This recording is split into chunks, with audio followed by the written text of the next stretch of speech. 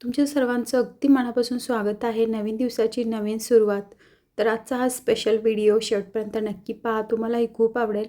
आणि बऱ्याच ताई म्हणत होत्या की तुम्ही ब्लॉग ज्यावेळेस बनवता त्यावेळेस केरलाच्या रेसिपी पण दाखवत चला. तर इथून पुढे मी नक्कीच तसा प्रयत्न करेन. अरे ही पण फोन चालू कर.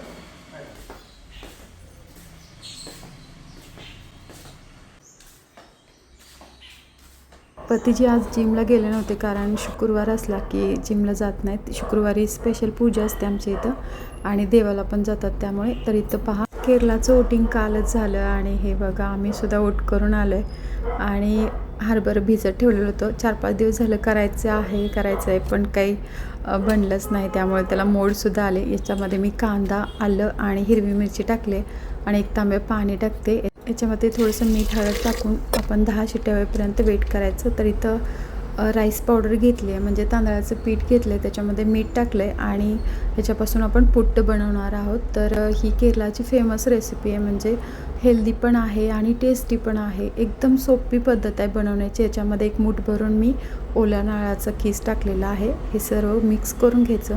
तर हे आपल्याला मळून वगैरे घ्यायचं नाही, थोडं थोडं पाणी टाकत आपण हे मिक्स करून घ्यायचं आहे. सगळ्यात सोपा ब्रेकफास्ट हा आहे. पुट्ट पटापट बनतं आणि खाल्ल्यानंतर पोटसुद्धा भरतं, त्यामुळे हेल्दी आहे. तर आता 10 शिट्ट्या होईपर्यंत मी असाच कुकर सुरू ठेवते. थोडं थोडं पाणी टाकून मी हे मिक्स करून घेते. तर आता बघा जास्त ओलं करून घेते आणि ह्याला आपण 10 मिनटं ठेवणार आहेत. त्यामुळे एवढं ओलं केलं तरी चालतं आणि असं हे हाताला चिटकते एवढं मी करून ठेवले. थोड्या वेळाने त्याची पावडर होईल म्हणजे ड्राय होऊन जातं सगळं. तर आता मी देवपूजा करते. आज स्पेशल पूजा असते, त्यासाठी सगळं देव वगैरे स्वच्छ क्लीन करून फोटोज वगैरे पुसून ठेवते.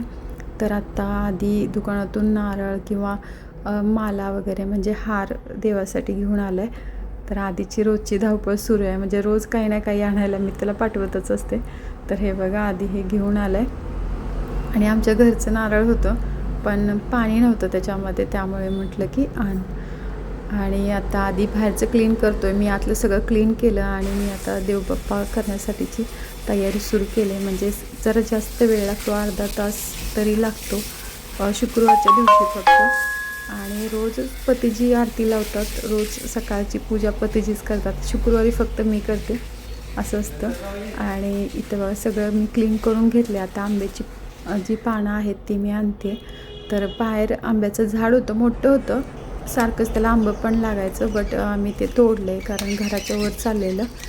आणि इथं बघा फुलंसुद्धा छान लागले आहेत, बट हार आणला आहे त्यामुळे मी फुलं घेतलेली नाहीत. आणि आत्ता पूजा करतानाचा व्हिडिओ मी काढलेला नाही. पूजासुद्धा झाली आहे.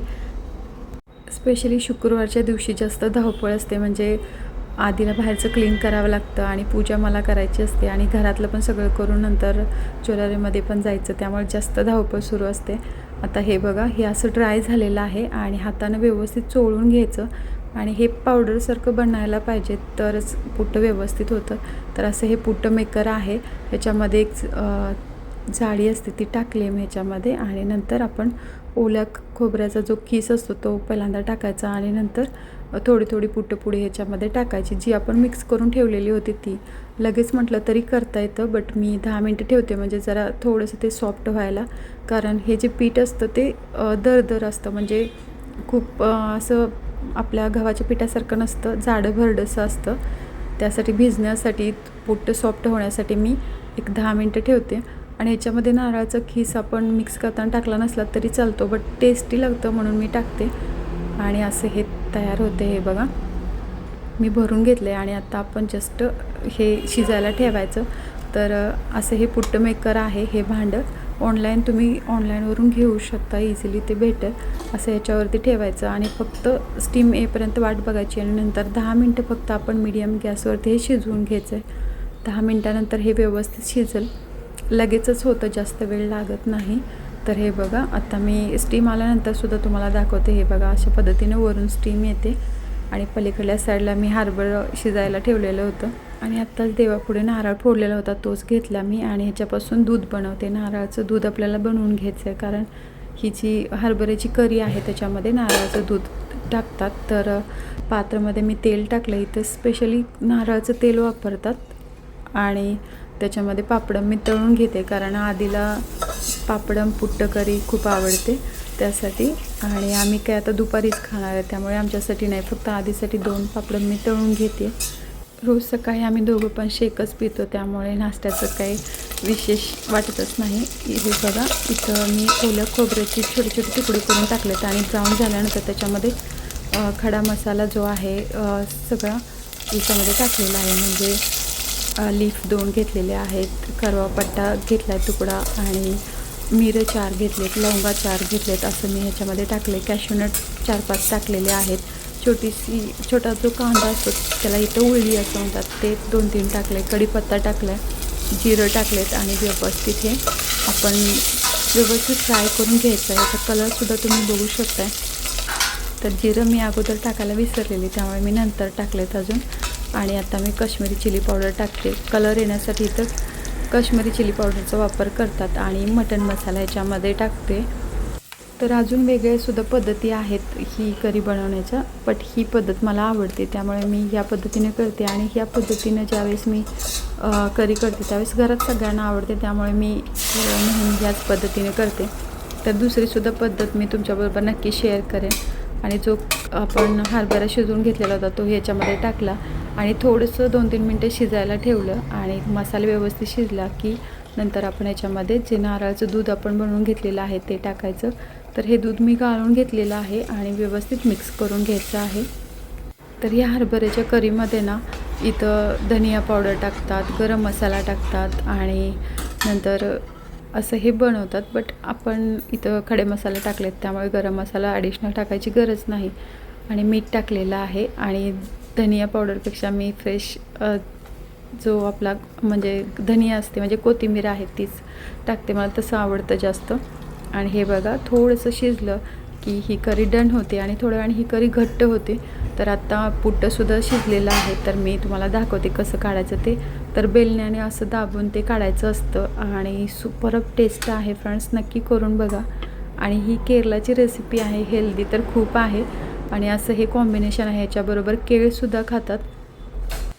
रेडी आहे केरलाचा ब्रेकफास्ट. तर असा हाचा मेनू आहे. म्हणजे रोज वेगवेगळ्या प्रकारचा ब्रेकफास्ट आम्ही बनवतो. आम्ही सकाळी नाश्ता करत नाही बट हाच नाश्ता आम्ही दुपारी खातो बऱ्याच वेळा असं असतं. आता आम्ही दुपारीच पुट्ट वगैरे खाणार आहे आणि सकाळची गडबड सुरू आहे कारण सगळं पटापटा करून नंतर 9:30ला तर आम्हाला जायला लागतं इथून.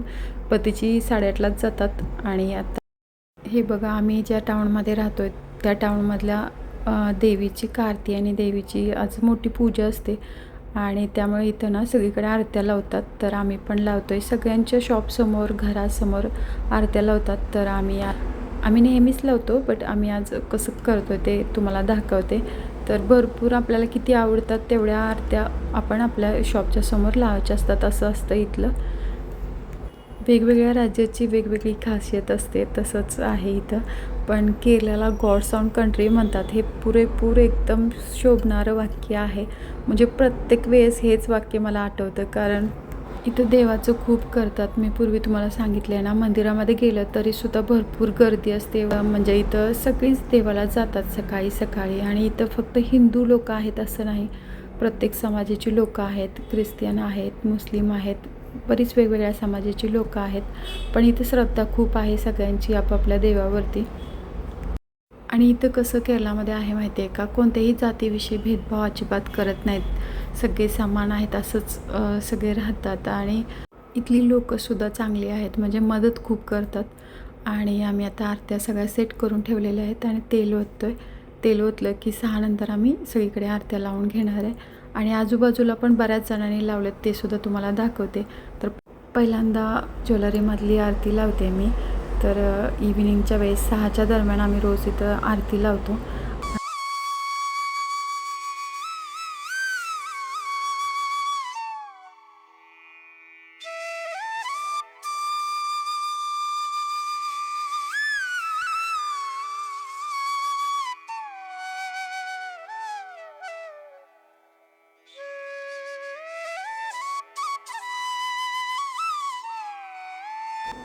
आणि रोज घरी ना आधी आरती लावतो इव्हिनिंगच्या वेळेस.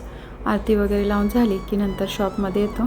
तर आम्ही आता फोटोज वगैरे क्लिक केलं कारण असं काहीतरी असेल ना तर फोटोज वगैरे मस्त आहे, म्हणजे सगळे काढतातच आणि आम्हालासुद्धा सवय आहे, त्यामुळे आम्ही पण काढली. आणि आत्ता आम्ही जस्ट बाहेर चाललो आहे, बाहेर सगळीकडे ठेवणार आहे.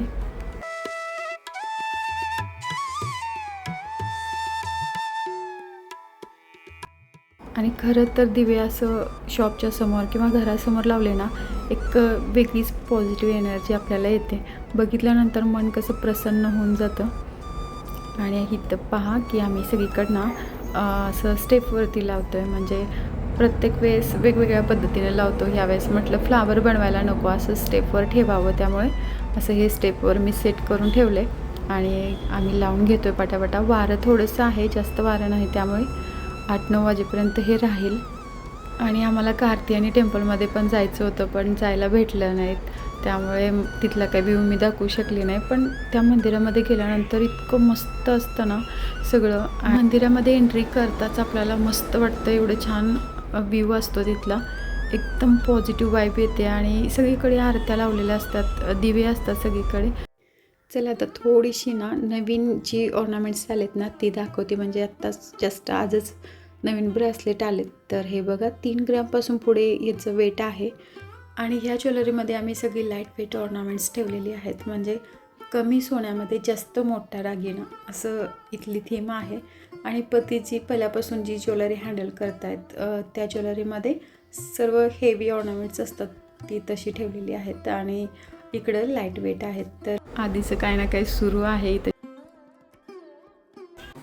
तर आज आधीने काय केलं माहिती आहे का, ही दुकानातली टी व्ही आहे आणि लॅपटॉप. तर आधी म्हटलं मी ही जॉईन करून बघतो. आधीला असलं लय जमतं, असली खटाटोपीची कामं ती लय करतो. आधी काय नाही, लय सोपं आहे. स्मार्ट टीव्हीचे HDMI केबल लॅपटॉपला जोडतो. वर्क कंप्लीट आहे. तुला वाटलं का लागेल?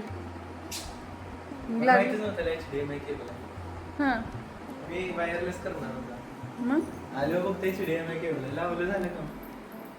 डबल करतोय आता. हे स्क्रीन शेअर झालंय. हां. आता एक एक्सटेंडेड स्क्रीन करायचं. शेवटपर्यंत व्हिडिओ बघितल्याबद्दल मनापासून धन्यवाद. Thank you for watching. बस.